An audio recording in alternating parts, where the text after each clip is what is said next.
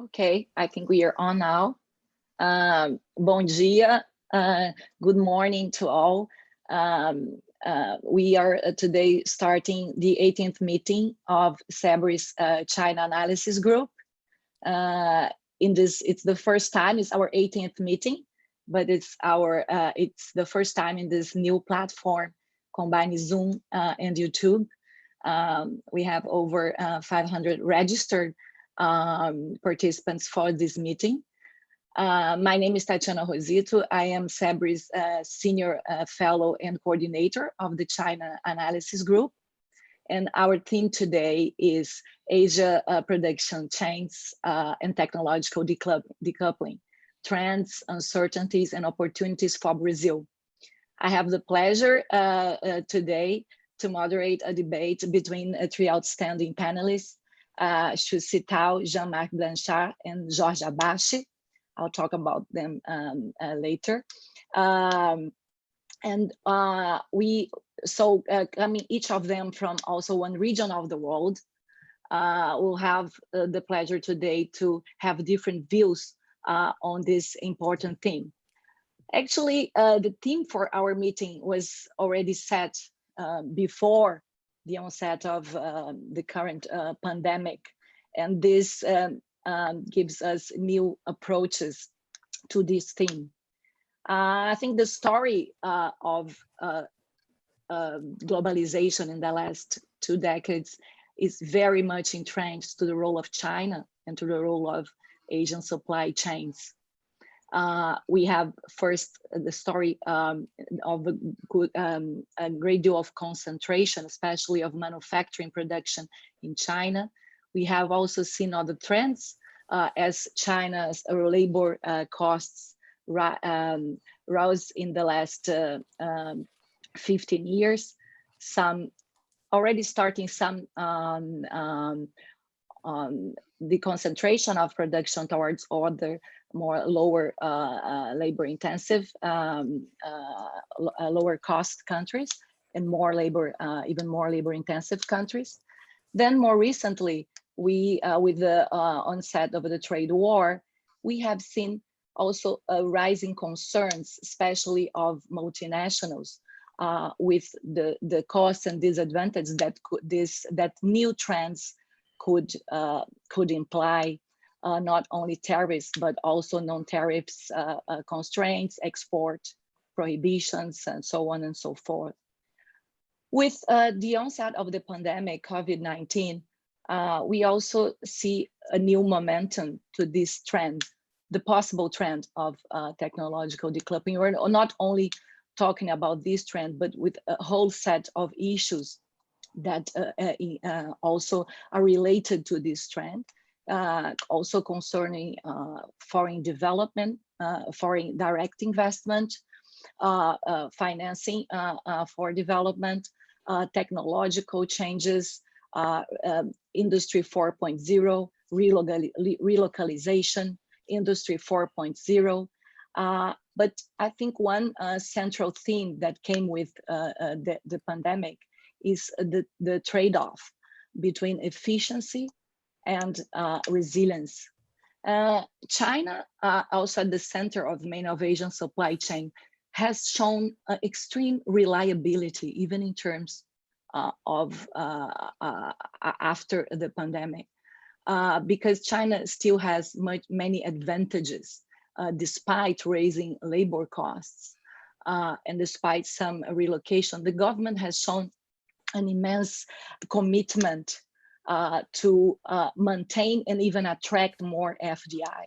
We have seen that even during the crisis, new policies have been set to continue and attracting more FDI, deepening of the negative list, also great amount of focus by provincial and local governments on maintaining supply chains. So those have been impressive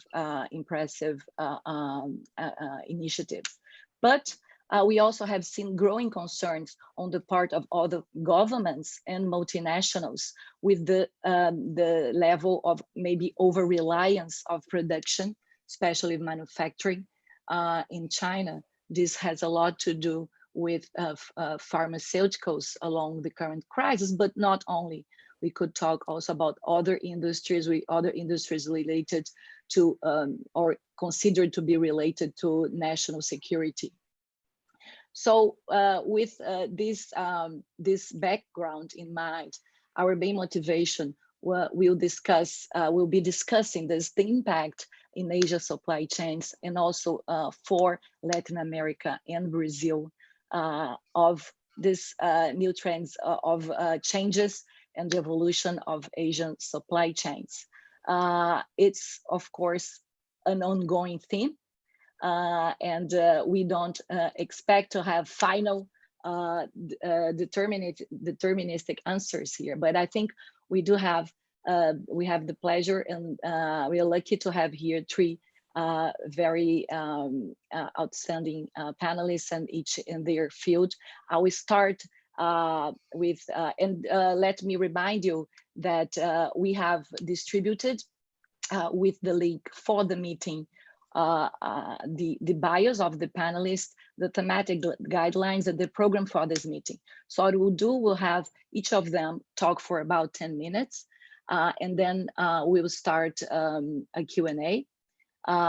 We can receive questions by the Q&A feature in Zoom. So without further ado, let me move to first Sitao. Sitao Xu is the chief economist for Deloitte, chief economist and partner for Deloitte China. He has also been before, for over 10 years, chief representative for the Economist Group in China. He has previously worked as economist and heading different units in many financial institutions in Asia and also Southeast Asia. He's a regular commentator and writer in Chinese and international media. So Sitao, and he's a good friend. Sitao, the floor is all yours. Thank you. Okay. Good morning, Tatiana. You have given a very comprehensive overview on some very key issues. So I would go directly to the point on the economy and the supply chain.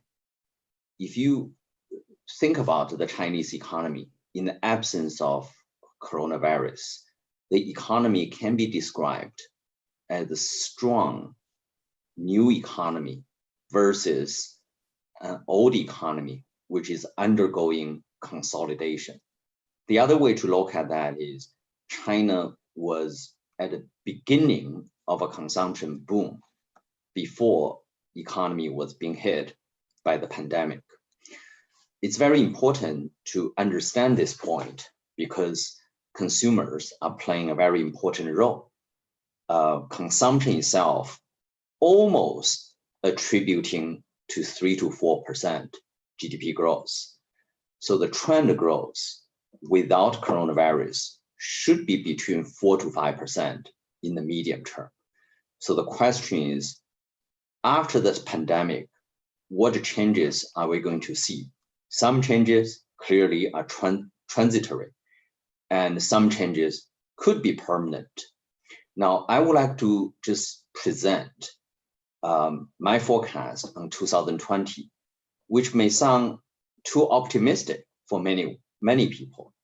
First quarter, clearly, just like every economy being hit severely, growth contracted by almost 7%.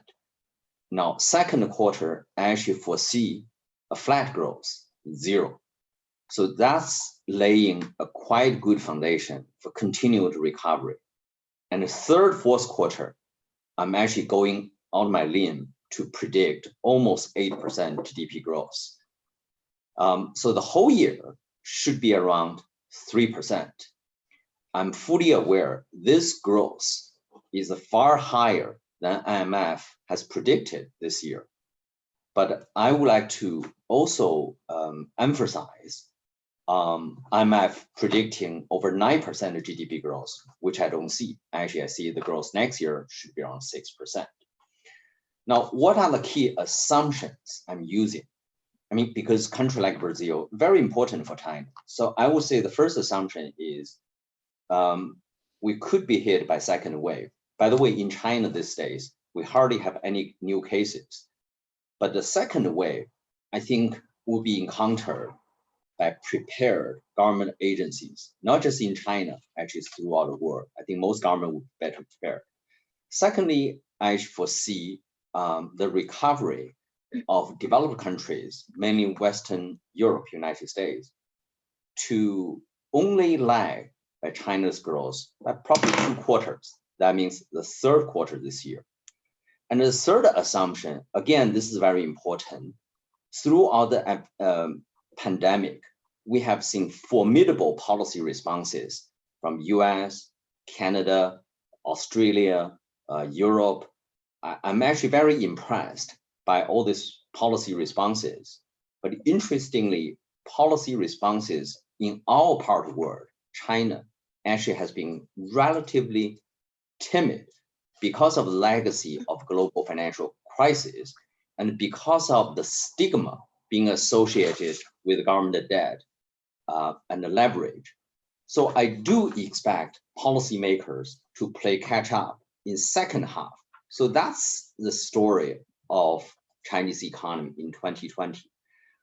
Now I'm going to talk about supply chain. I think Tatiana, you already gave a very good overview on key issues underpinning supply chain in China, which I don't really have much to say, but I can begin with some of the recent surveys taken by European Chamber of Commerce, American Chamber of Commerce.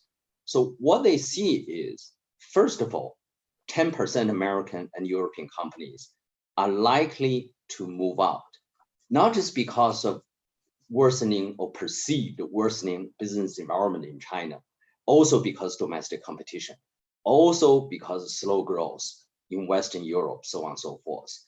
The other 10% companies are on the verge of getting into China, mainly because of attractions of Chinese consumers. So this is a landscape we see.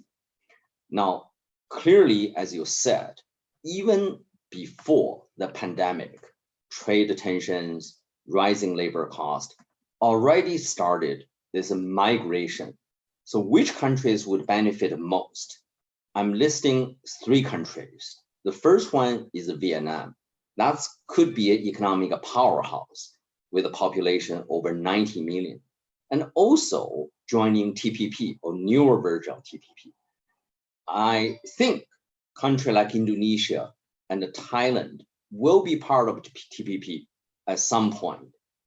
So those 3 countries would benefit from the migration of production from China. But as you said, China cannot be fully replaced by these economies because in the end, you need a clustering effect, you need a highly skilled labor force.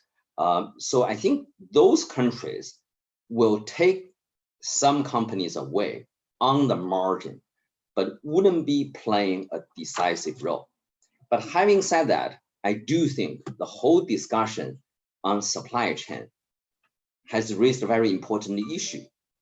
What can government do to really shore up supply chain, to fundamentally improve business environment?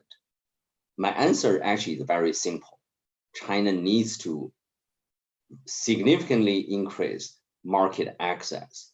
If market access is being increased significantly, some of the other issues, for example, intellectual property right, forced technology transfers, I think those issues wouldn't disappear, but they will be greatly mitigated. We also have to bear in mind, despite the tremendous achievement made by China, China's financial system is still doing a very disappointing job in allocating resources. So I think the next few years, the government has to accelerate financial liberalization. I think that could be providing an important incentive for foreign companies to stay. So I think, Tatiana, I would stop right here. Thank you very much, Sitao. that's a terrific start for us. We are going to get back to a few issues, both on Chinese economy and supply chains later. Let me, taking benefit of your presentation, get on now to Jean-Marc Blanchard. Jean-Marc Blanchard, who is the founding executive director of the Mr. and Mrs. S.H. Wong Center for the Study of Multinational. It's a nonprofit think tank based in California.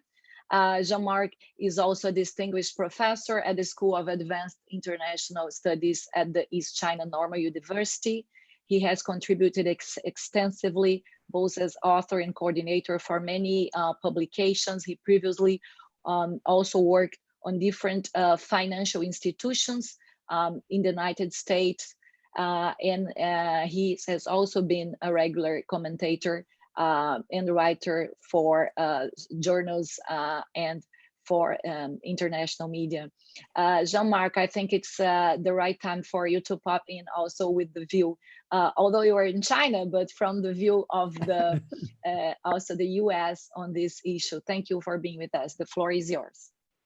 Yes, thank you very much, Tatiana, for having me. Thank you, CEBRI, for giving me an opportunity to participate in this webinar.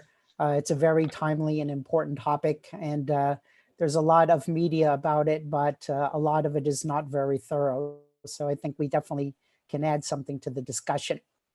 I want to start before I get into my assessments by mentioning a few of my assumptions and then also offer a few comments. Sitao mentioned the economic situation in China. I think one of my assumptions in what I'm going to say is that we won't see any major recessions or depressions in any of the world's largest economies. Another assumption behind what I'm going to say is that US President Donald Trump will not escalate in a major way the US economic and political conflict with China. That may be a far-fetched assumption, especially as we go into election season. And the other thing is that we don't see a major large-scale resurgence of the virus. Well, I should say a deadly large-scale resurgence in the fall or the winter. So we have a lot of topics for today. We have technological decoupling, supply chains, FDI, and deglobalization. So you've given us a lot to deal with. These are rich topics on their own. So it's hard to give some pithy sound bites about it, but I'll try my best.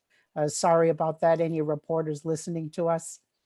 And I'm going to say I'm going to be focusing a lot on China because I think the story about Asian supply chains and technological decoupling really is about the story of China.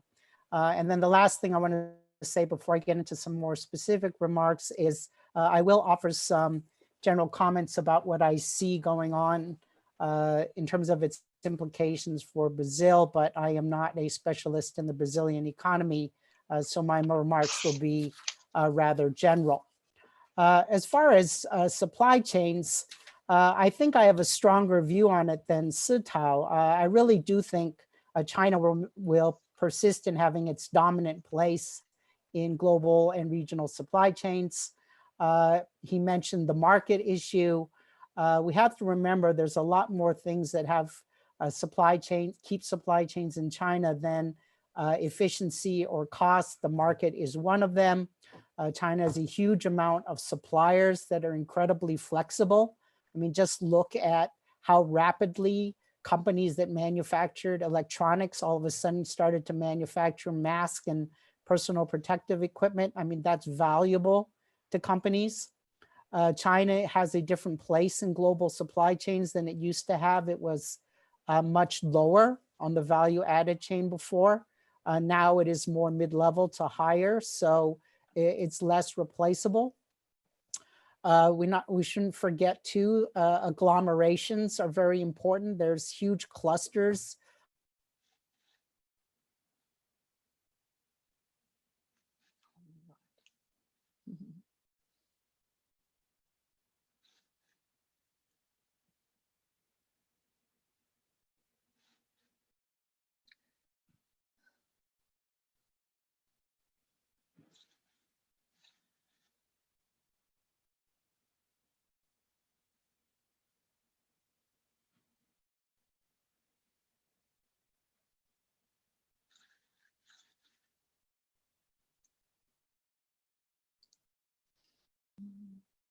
Is Eduardo or Gabriela, do you hear me? Sim, Ah, a conexão dele caiu. caiu. Esperamos alguns segundos ou Acho melhor dar seguimento e aguardar. dar seguimento, né? É melhor. Melhor. E quando ele voltar, então, bom, infelizmente a conexão do Jean-Marc Blanchard caiu, mas nós vamos então dar seguimento aqui.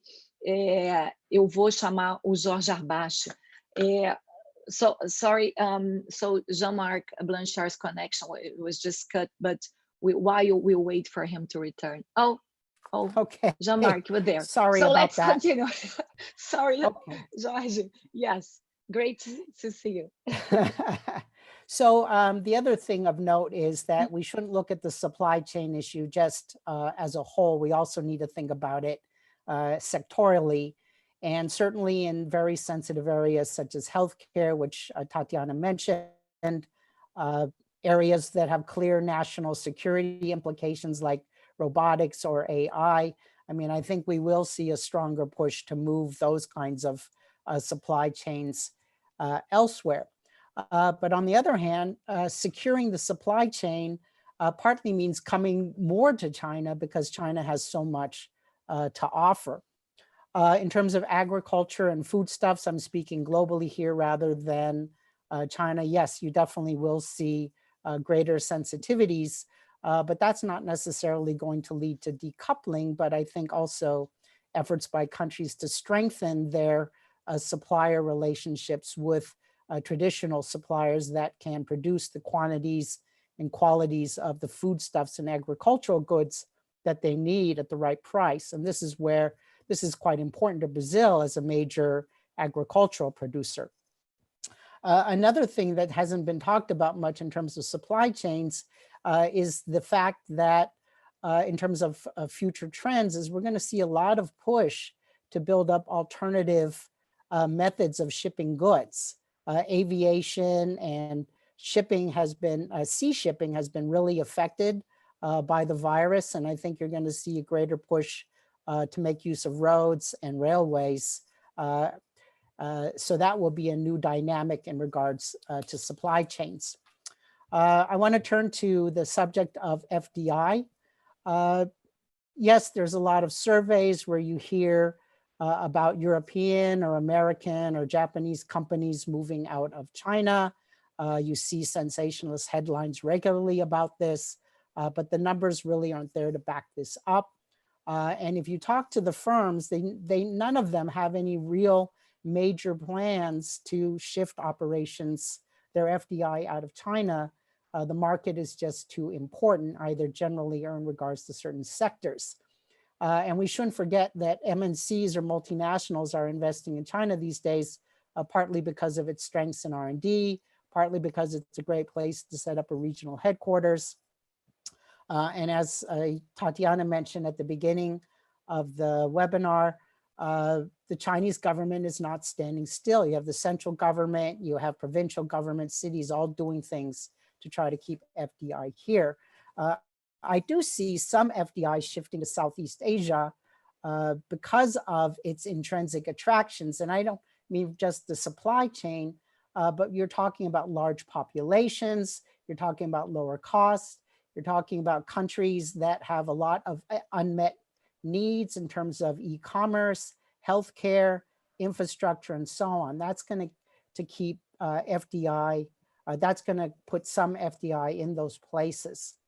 What's going to happen to Chinese outward FDI as we go forward? I do think there's going to be pressures because of the economic situation in China, as well as increased scrutiny abroad.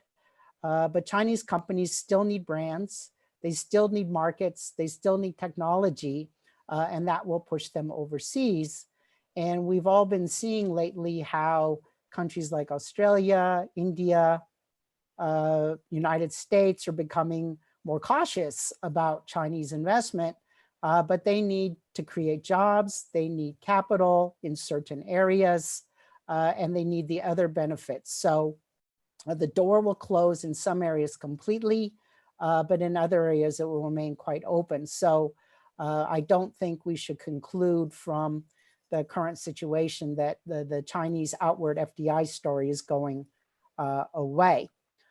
Contracting is something that rarely gets talked about. I mean, you know, China is still talking about the digital Silk Road. China is still talking about the health Silk Road. There is a need for more infrastructure to provide the bases for better logistics to help shore up supply chains. So I think this is going to be something that goes counter to deglobalization, is the Chinese contracting and the infrastructure that goes along with it. Okay, so I'll conclude with a few remarks here about Brazil, and sorry for the disruption earlier. I think one thing that I see is if more goods are produced on the basis of security considerations as opposed to efficiency or cost considerations, that may mean higher cost of goods for Brazil to the extent it is importing goods at the higher end of the value added chain. The other thing is the US is really trying to clamp down or at least set up measures to limit exports of certain potential dual use or high technology goods to China, to the extent those are going to Brazil and being used in goods that Brazil is selling to China or cooperating with China on. That could create some complications. The good news, I think, from the trade war and the virus is that it will make Brazil, I believe, more attractive as a commodity supplier and also more attractive as an agricultural FDI destination to the extent the Brazilian government's willing to accept that. But diversification is critical. You can't be a secure supplier if all your agricultural production is dominated by just one or two agricultural products. I would encourage Brazil, as far as manufacturing is concerned, to think about a lot of these areas where countries are sensitive. I'm not sure what Brazil's capacity is, but if it has any ability to do stuff in the healthcare area, that certainly would create some great opportunities. Developing logistics is very important for Brazil. And this isn't just to make sure that its goods can get out, but it also, Brazil, because of its dominant position in South America, because of its very prominent position in Latin America, being a bridge to other places, potentially between Europe and Asia, despite the very long distance, could make Brazil profit from the desire for more secure supply chains and production chains and the like. So I will thank you for your time, and I welcome everybody to come and visit my research center's website, and I look forward to everybody's comments and questions. Thank you, Jean-Marc. I think we have actually too optimistic. We are on the upside here, as blue as Shanghai's background, or Jean-Marc's black background, both from Sitao and from Jean-Marc. Although it's there that we should also do our homework.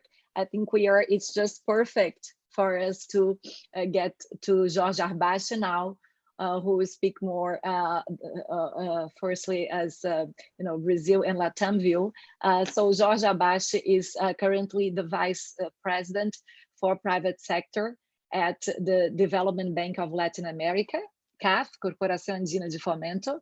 He's a professor of economics at University of Brasília.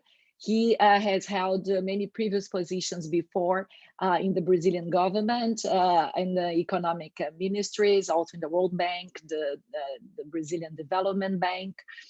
So extensive experience both in scholarly economics and hands-on economic policy.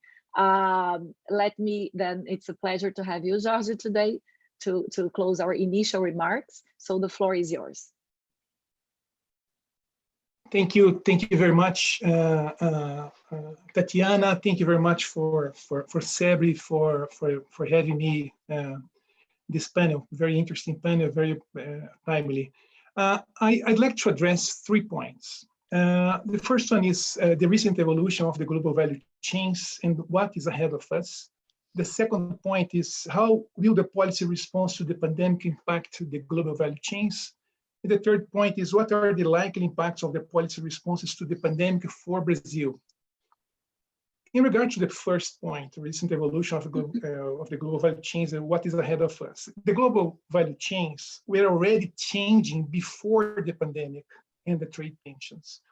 And there are many reasons for that, including the increased importance of services in value chains such as R&D, patents, distribution, and brands, the reduced importance of labor costs as a driver of outsourcing, the rising labor costs in China, the labor-saving technologies such as Internet of Things, robots, 3D printers, artificial intelligence, and big data, the customization of production, and the increased importance of local and regional markets, and the very known know your customer factor, which is becoming more and more important, environmental issues, the increased importance of consumption of services, and the lessons from Fukushima, among other factors. These factors suggest that we should expect the regionalization of value chains to become a lot more important feature of globalization. We should also expect an increasing relevance of the services in value chains, including the digital platforms, payment systems, e-commerce, professional services, finance, and banking. They are likely to become much more important and influential and sensitive over the coming years. As a partial conclusion, the transformation we already see in global value chains are mostly a result of technological and business model changes. The pandemic and trade tensions are likely to have a limited influence on it, as I will discuss in the next point. The second point, how will the policy response to the pandemic impact the global value chains? Around the world, the concerns and policy responses to the pandemic include lots of new trade distortions, especially on exports and on FDI. The pandemic has been framed as a health security issue, much like the same of food security. Concerns on the risks of over-reliance on manufacturing in China. Concerns that production interdependency can lead to transmission of shocks. Specific policies put in place to bring home factories and businesses in China. And ultimately, it has been framed as a reliability versus resiliency issue. These concerns lead to questions such as, will the policy response accelerate the regionalization of global value chains? Will multinational companies indeed leave China for their home countries? I have 3 comments on those questions. First, apart from medical devices, medicines, and alike, it is unlikely that the policy responses to the pandemic will accelerate the regionalization of global value chains. That is because, ultimately, global value chains is a business and not a political issue. China is seen by multinational companies as a highly integrated place to produce and distribute worldwide. Building value chains is very costly. Above all, they require building relationships. That's where value comes from. The dire economic situation of the world economy will probably prevent most companies to move back anytime soon. And we should also take into account that the global value chains diffuses shocks and not only transmit shocks. A second comment on those questions is that multinational companies are in China not only because of efficiency issues, but more and more because of the Chinese and Asian markets. The Asian market is becoming the pivot of the global economy, and that is unlikely to change in the near future. So apart from a few sectors such as health, one should not expect any major localization change anytime soon. A third comment is that although China is already developing technologies, brands, and even leading important global value chains, it is still needs foreign direct investments and foreign enterprises operating there to help add value and complexity. So one should not expect China to introduce, one should expect China to introduce reforms to ease foreign direct investment in China. A partial conclusion is that I believe that the trade-off between efficiency and resiliency brought by the pandemic will be high more on the political agenda than on the business agenda. The third topic, what are the likely impacts of the policy responses to the pandemic for Brazil? To the extent that the policy responses can unleash protectionism, nationalism, and lead to export curbs that may increase costs and slow production, that go against the interests of Brazil. As a major importer of manufactured goods, medicines, and services, Brazil loses if there is an escalation of trade conflict and disruption of global value chains. In my view, a pandemic requires a lot more global coordination and not a trade conflict and fragmentation. That is the way to speed up production, increase efficiency, and reduce costs. So global value chains disintegration is bad for Brazil. According to the most recent trade report from the Ministry of Economy of Brazil, Asia now responds for about 47% of Brazilian exports. That is, the Brazil-China complementarity is increasing.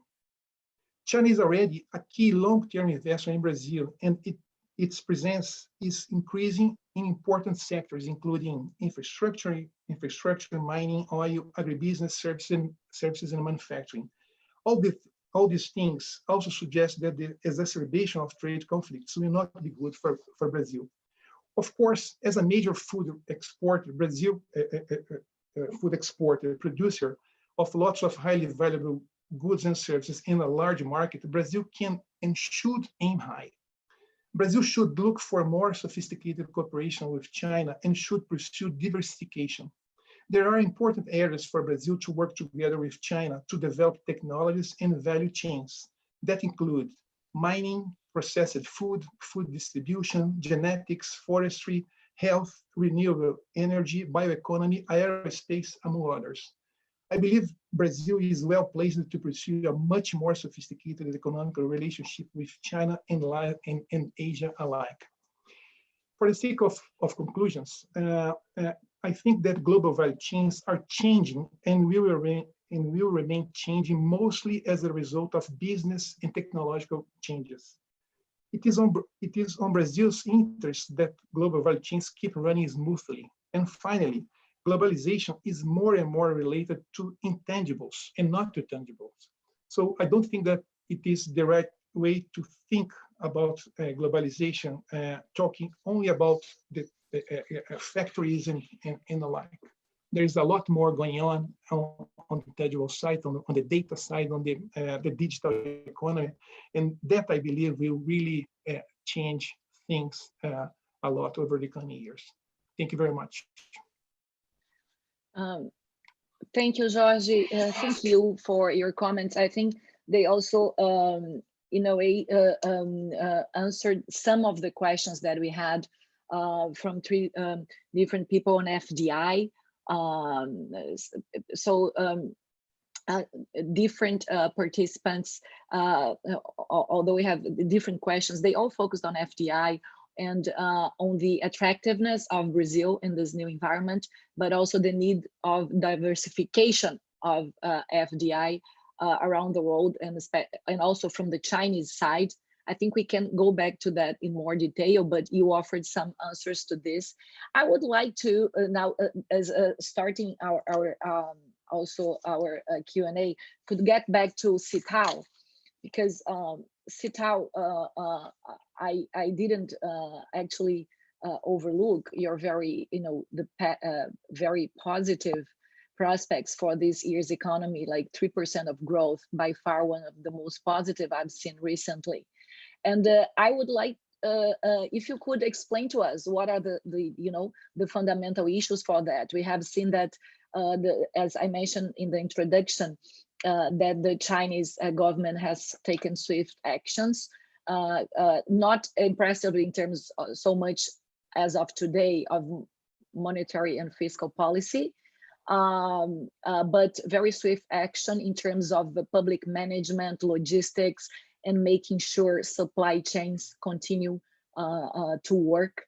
And those have been also commended by some large multinationals, American multinationals. We have also seen that China has continued on, or at least in the speech, mentioned the continued liberalization move, both in terms of FDI, but also labor. China has unveiled, after many years, these production factor reforms. It seems it's also going to, it's already on, like liberalizing the hukou, that attacks different people and workers to their specific hometown or areas, making it difficult for them to move inside the country and get social services. Also, another trend is the new economy or the new infrastructure. We have seen a lot of buzz on that new infrastructure. So what is behind your growth prospects for these next years? Are those continuing trends, or you are already taking account of those new trends, and what do they mean for Chinese growth ahead? Okay, as I said, right, we have seen first quarter, and that's already public information, minus 6.8. So the key issue is whether we can get something around 0 or slightly positive in second quarter.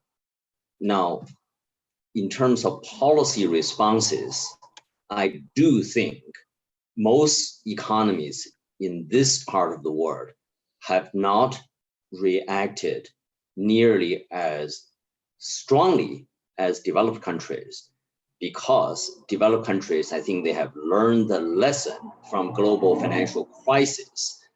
And I also think the policy responses were quite cleverly crafted. Example, like United States, European countries. Now there's a reason for us not to do this, because we do not have the same social infrastructure. Now, the question is whether we'll be doing that in second half. In the past, whenever we have encountered an external shock, what's in the playbook is to help big companies. Now, the new challenge is small and medium-sized enterprises. Clearly, monetary policy does not work. And therefore, you need to have out-of-box policy responses.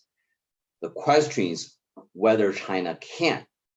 Again, I'm making a big assumption here. The big assumption is I think the pressure from the United States and Europe could intensify, not necessarily related to coronavirus, but on market access, so on and so forth. And also bear in mind what China has signed up in so-called phase 1 trade deal. I think it's going to be very difficult to be fulfilled. I'm not just quoting President Trump's tweet 2 days ago, but the pressure will be there. So hopefully, Tatiana, as what you have alluded, some of this external pressure could be translated into supply side reform for China. In the end, this economy still has many inefficiencies. There are still low-hanging fruits just in terms of reform. So that's why I'm making a quite bullish projection. The second half growth would be quite vigorous. But next year, I think it's going to be new normal. So next year, I'm not nearly as optimistic as the IMF has painted. So that's my rationale. I see. So you don't put so much, let's say, weight on what China could get from this, let's say, more structural reforms in terms of the production factor, new investments in new infrastructure.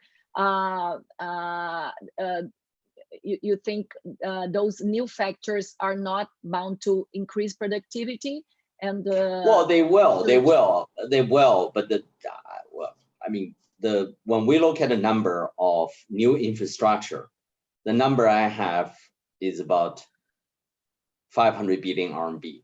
I mean, it's a big number, but that number itself won't move the needle. I think what we need to have is this year's fiscal deficit way above 10% of GDP. And the bulk of the fiscal deficit should be targeted to consumers and small and medium-sized enterprises. But of course, new infrastructure would account for, I would say, 500 billion RMB. It's important, but for economy of 12 trillion US dollars, that would not move the needle. Okay, let me also bring Jean-Marc back. Jean-Marc, you have extensive experience with multinationals in S.H. Wong's, Mr. and Mrs. S.H. Wong Center. Maybe you could share, you were very optimistic in terms of, you know, the maintenance of FDI in China because of its different attraction factors. How do you see this moving along the years? For example, one story is we hear about China +1 policy. Yes, we need to concentrate our we will still have a lot of production in China, especially because we also sell a lot in China, but we'll also diversify you know, our production and mostly to Southeast Asia. But now we have other issues also emerging, like more stringent export and technological restrictions. First is, how do you see this story, like what you hear from your members and the multinational companies along the way with regard to Asia and China? And then how specific, what are the factors that you would highlight that may have changed recently? Right. So I don't want to call myself an optimist, Tatiana. I think I'm an optimistic pessimist. I don't think things are going to be nearly as bad as many are saying. I do think we'll see perhaps a downward trends in some areas, but in other areas it will be slowing. We're not talking about a collapse.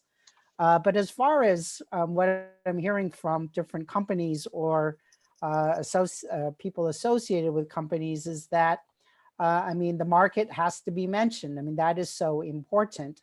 But it's not just China as a whole, but it's different market segments. That is very attractive to them. And yes, you could say it may be cheaper to go to Vietnam, it may be cheaper to go to Cambodia, it may be cheaper to go to Malaysia, but it's not that simple. I mean, there's all kinds of supply chain issues there in terms of logistics. There's the red tape and operating problems that they have to deal with. There is the lack of a sizable workforce or a properly trained workforce or an absence of the infrastructure that's needed for large-scale production. So those places have their appeal as a place to produce, but also as from their own market perspective. But China has far more appeal and far more attributes that I think keep the foreign companies here. And so, yes, it is said that costs are rising, but there are ways to deal with that. I mean, and that's mostly relevant for lower value added stuff. That's not really so relevant when you get into the medium and higher value added areas, because cost is less a consideration there. It's less a proportion of the good that you're finally selling. So, but what I want to say there is you can squeeze some costs out of the process within China by moving to cheaper places in China, or as Georgie was mentioning, through using different kinds of technologies or robotics or other things in the manufacturing process that can reduce costs. So even that issue, I think, has its limits in terms of how it's going to push companies out of China. Professor, I have one question specifically addressed at you, that if you see, you envisage a scenario of much more political pressure from Western powers against China, and how this containment policy could play. Yeah, so I think we can't lump everybody together. The US has its dynamic, Europe has its dynamic, Japan has its dynamic. And so business constituencies or different countries within the European Union are counter-pushing, and often in very effective ways against the push to get companies out of China or to move their FDI elsewhere. In the United States case, for American companies, more complicated. I think some of them are basically, trying to hide and see what happens with the upcoming election, while at the same time lobbying members of Congress, lobbying people in Washington to try to give them some cover from the political pressure to leave. But in some areas, I mean, like healthcare, which has been mentioned several times during this program, I mean, that is an area where there will be, I think, some responsiveness because of the intensity of the pressure. Thank you. Let me get back to Jorge now. We have been also receiving a few questions to Professor Arbache. Jorge, one thing is you were, in your initial remarks, you were clearly more focused on in terms of business than actually political issues and their impact in regionalization. So we'll follow more, let's say, story of the structural economic impact, and this will be mostly based on business and economic signals and incentives more than the political issues. Am I right to say that? Also, one overall question is, but if we do have more political concerns in terms of the concentration of supply chains, then the ag sector, where Brazil is very important, also comes in as an interesting example. So could we do more to deepen global value chains in the ag sector? And then given Brazil's or actually few countries' central role there in terms of flows, especially for a few products, how do you see this playing on? So how could we this Brazil and China relationship in the ag sector continue to grow, but respecting new constraints at the same time that we deepen global value chains in the ag sector? Do we have? Thank you, Tatiana. Yeah. Thank you. These are important questions. Let me try to address them. In regard to regionalization, this does not go against globalization of production. On the contrary, it's more about taking care of clients and customization rather than changing production. This is one thing, but taking this thing into account, and also take into account that the center for economic growth dynamism in the world is moving to Asia. That means that we will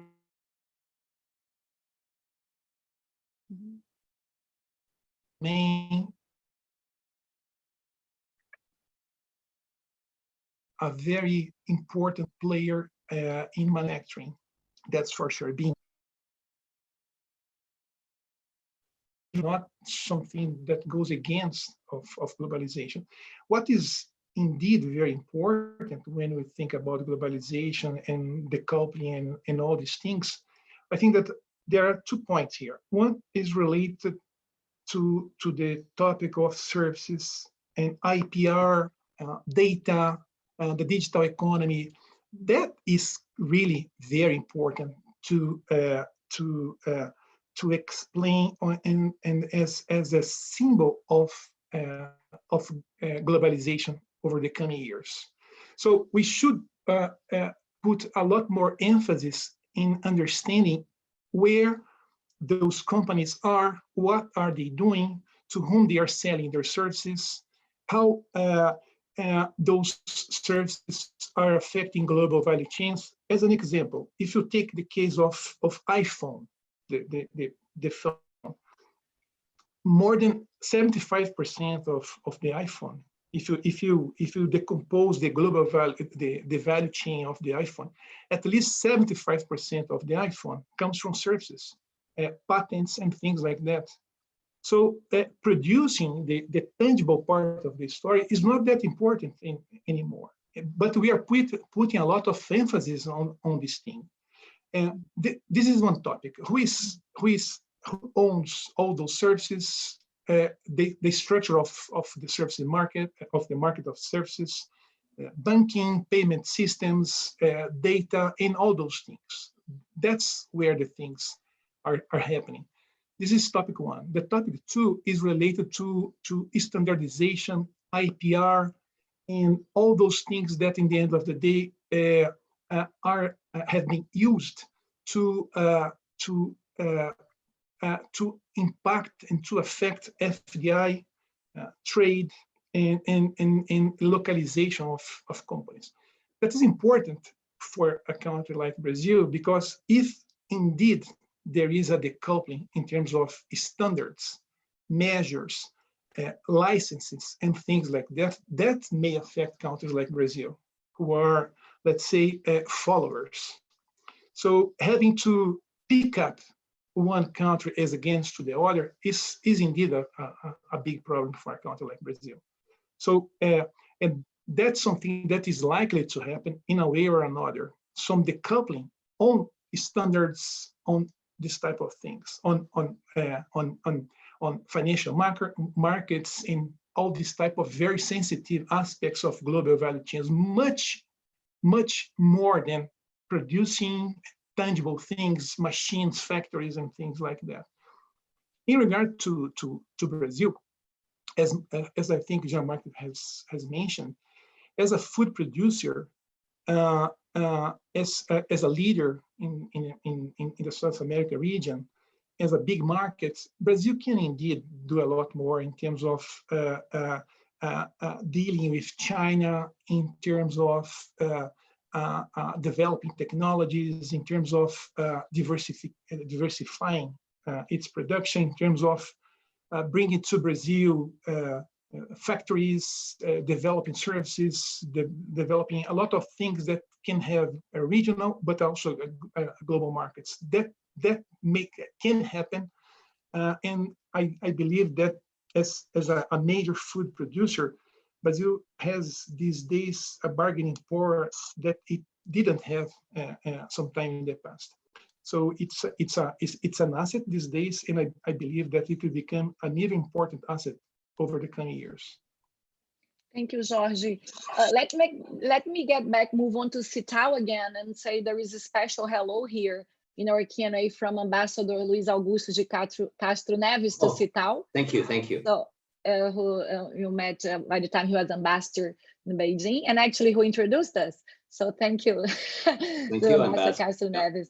Yeah, he was one of his questions deals with how probably we'll see that in the commodity sector, we'll see even more globalization of relationships, but both in services and production, we could see some degree of new restrictions, and also especially when we talk to technology.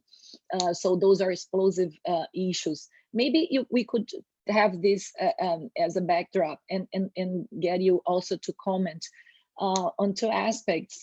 First, first, if you see concerns, in China, in terms of this concentration of some imports, especially of some egg commodities in Brazil and US. You mentioned the phase 1 agreement, China-US phase 1 agreement. This is bound to have important effects for Brazilian exports, especially of soybeans. How do you see this moving forward? And do you see concerns specifically with, the high, degree of importation, but concerns of soybeans from China, but also, by China, but also actually how this could be turned into an opportunity. And another aspect, if you could comment, I think there is a lot of buzz recently about renminbi internationalization and new mechanisms. If you could, do you have any recent views on that? Is there some restrictions that could come in response to the pandemics? Is it going to affect the Chinese moves on that, on the renminbi internationalization and new mechanisms? Okay, so I begin with the second question.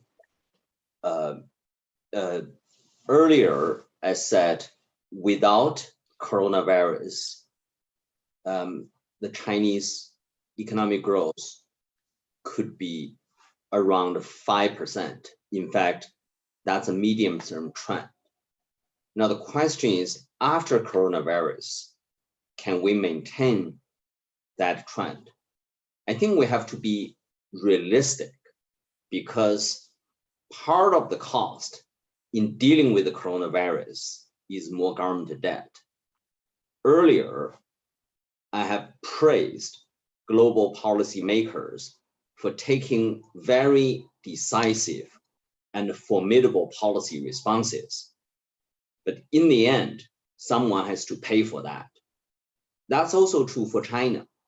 The experience in China in the past few years is such deleveraging is always going to be difficult, because deleveraging really means you need to accept a slower growth rate. So I think what we have to confront is the next few years, the leverage or the debt taken by the government and the state-owned companies, corporate sector, would stay at relatively elevated level. Of course, we also talk about immense room for reform. China itself can be a huge continental economy. There's no reason for China not to run a current account deficit year, let's say 2 to 3% of GDP. But the question is whether China would ever tolerate that. My suspicion is no. So if you do not want to have a current account sub-deficit, at the same time, you also have to deal with the leverage, which means you have to accept slightly higher inflation domestically. Now, if you put that together, I suspect the internationalization of the currency won't be a priority. In fact, will be item more in the back burner, let me put this way. Now I come to your first question on agriculture. Again, I said the Chinese economy is really a two-tier economy. You have growing consumers, a very vibrant new economy.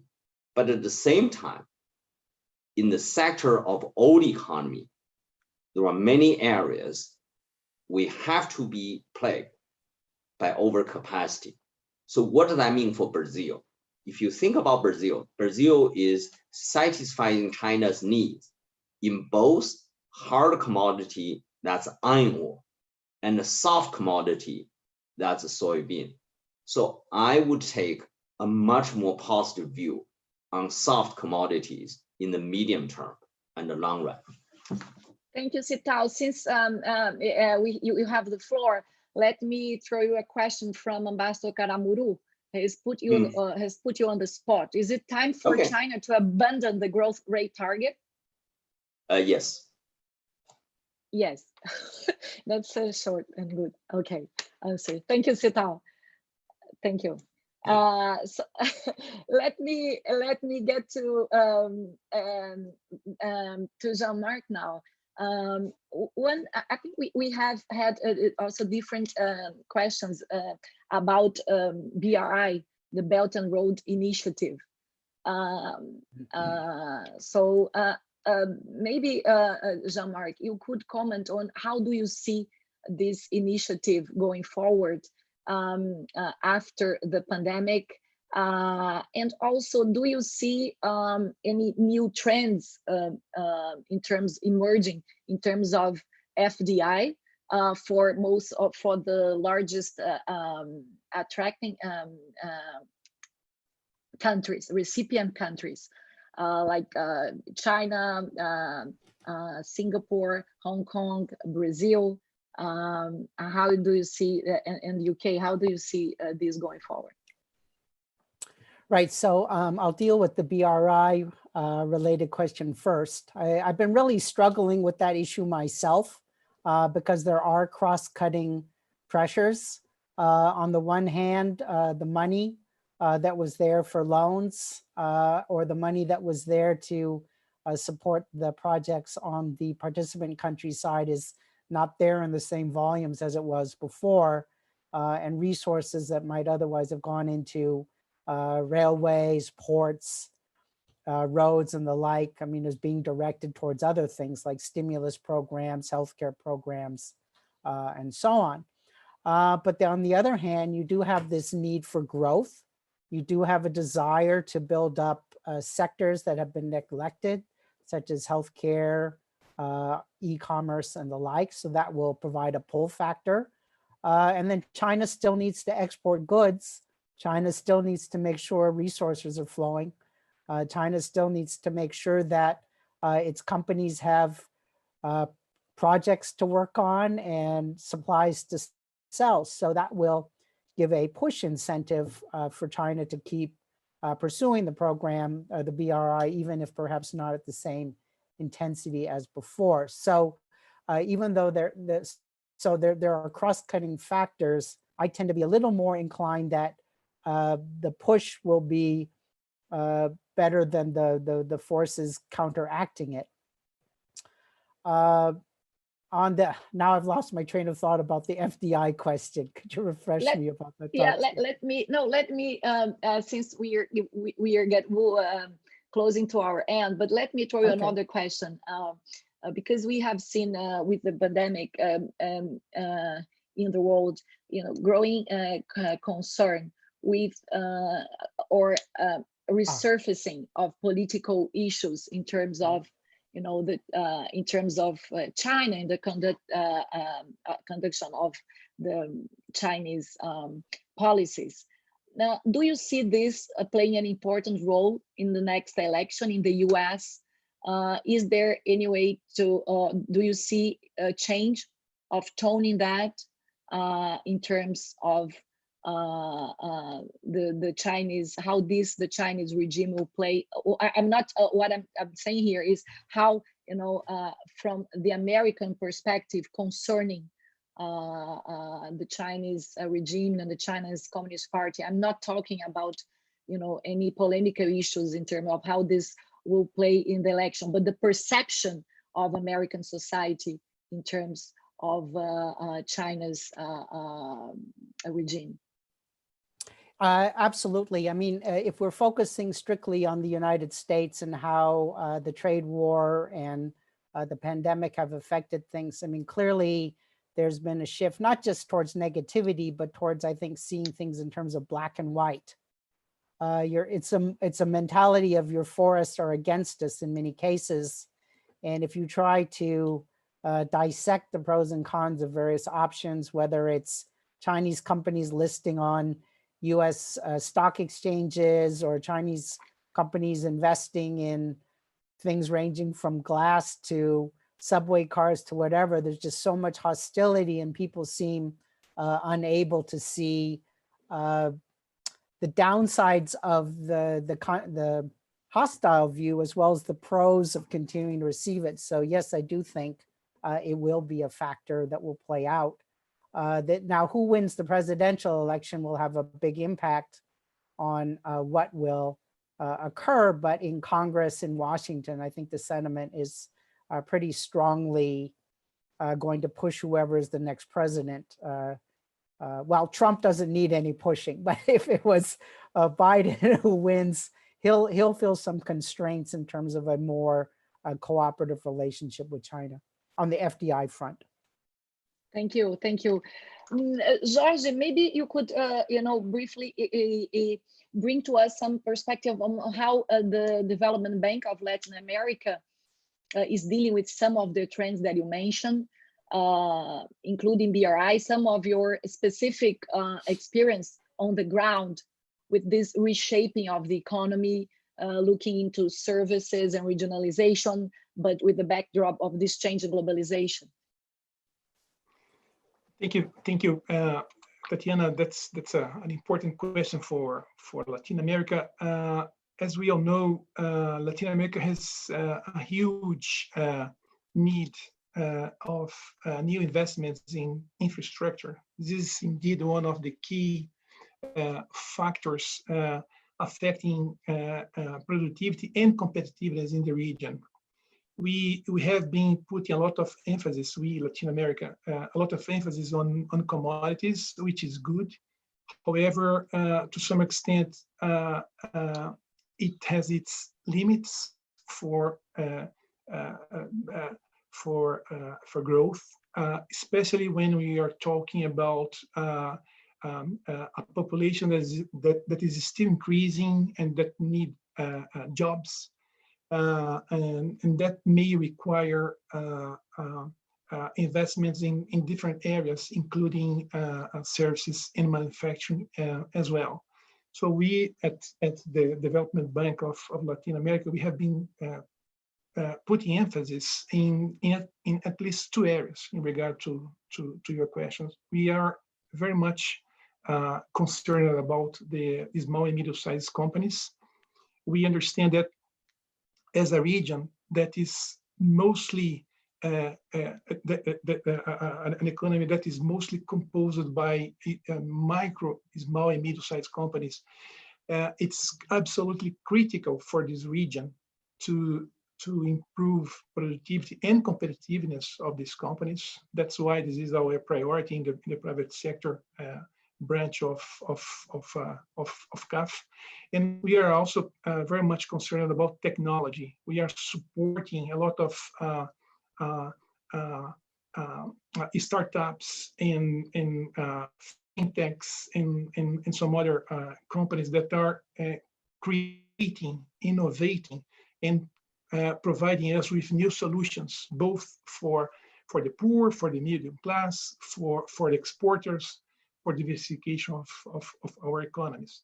That's what we are aiming for. And we understand that China, as a key player in the region, and we understand that it will remain there, can indeed help us in both aspects. Not only because China already has been developing new technology and new solutions, but also because China is a key player on innovation. So we have been working with China in both areas. Thank you, Jorge. We are getting close to the conclusion of our seminar. I wanted to throw a question to Sitao that also has been, in a way, reflected in a few questions we received in the QA, and this has to do with we heard from you a good story on how China's actually having more liberalization and increasing competitiveness and market access could increase its productivity. But the story that we have seen in the last years, actually, or the story that we could see now after the pandemic, in between the trade-off of efficiency and resiliency, actually brings again the role of the states to the spotlight. So actually, we could couldn't we see it also the other way around? Wasn't China right to have or to be concerned with its self-reliance in technological products, and then launch the Made in China in 2015? Isn't the new trends proving that actually you also need a more active role or a more active coordinating and visionary role for the state? So how do you square these two issues? Yeah, we do need more efficiency, and probably China's growth will need to tap into sources that increase productivity, but we also see in general a bigger role for the state. I would think myself that would probably see in the next years is maybe more increasing role for the state as coordinate. I'm not talking specifically about increasing roles in terms of implementation, or but for as a coordinating actor. We would see more increasing role for the state in the West, but we also see also more the need to play on the efficient side for China. And actually these models would in a way be closer, actually. How do you see that playing in China? So far, China has contained coronavirus extremely effectively. At the same time, stabilizing financial market almost without any real effort. So that's the strength of the Chinese system. Meanwhile, the West has been struggling in providing incentives for financial institutions to lend to those who are in temporary financial difficulty. However, it would be wrong to draw the conclusion if China has excelled in that area, then financial institutions won't have any need to price risk, because the conclusion will be we should go back to planned economy.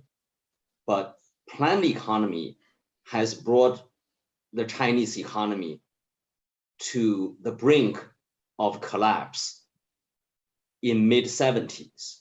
So no one wants to go back to self-reliance, because the self-reliance really means substantial reduction of standard living. I think Chinese, we all understand that. So the question is, how should we expand the role of the government? I think two areas we should do. One is healthcare. Clearly, we have a shortfall of public healthcare. I also think the debate in the West in guaranteeing certain minimum income also has relevance in today's China because the income disparity. But really, except energy sector and some of the sector, I think the role of the government should be reduced substantially. Thank you, Sitao. That's clear enough. Jorge and Jean-Marc, do you have any other comments? Any of you has any final comment before we close this session? I will just say one thing briefly. When I was talking earlier about where we might see Chinese outward investment going, I do see, even though there will be continuing reasons for investing and to get brands, markets, and IP, I do think we'll see less resource investing.